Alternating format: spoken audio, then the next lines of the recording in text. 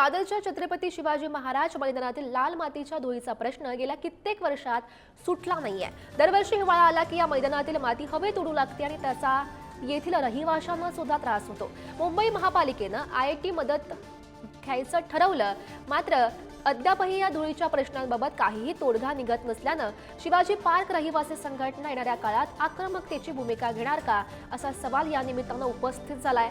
आणि याबाबतचा आढावा घेतलाय आमच्या प्रतिनिधी शिल्पा नरवडे यांनी। बघूयात।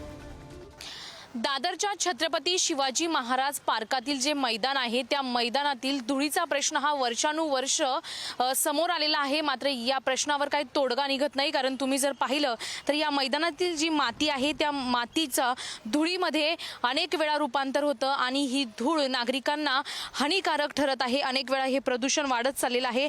दादरच्या शिवाजी पार्क मैदानावरील धुळीचा प्रश्न सुटण्याचं काही चिन्हच सध्या दिसत नाही, कारण मुंबई IITच्या सूचनेनुसार मैदानावर गवत पेरणी करण्याला अजूनही सुरुवात झालेली आपल्याला दिसत नाही। ते मैदानावर गवत पेरणी करण्यापेक्षा माती काढायचीच गरज असल्याचं इथल्या रहिवाशांचं म्हणणं आहे। या प्रश्नावर काहीच तोडगा निघत नसल्यामुळे शिवाजी पार्क रहिवासी जी संघटना आहे ती आता न्यायालयीन लढाई लढवण्याचं ठरवलेलं आहे। त्याकरता उच्च न्यायालय किंवा हरित लवादाकडे दाद मागण्याचा या रहिवासी संघटनेचा विचार आहे।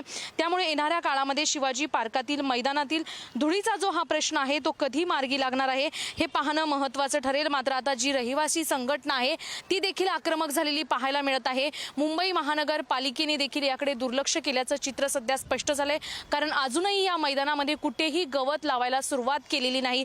त्यामुळे रहिवासी संघटना आक्रमक झालेली पाहायला मिळत आहे। कॅमेरामॅन कविता गिरीसह शिल्पा नरवडे, पुढारी, मुंबई।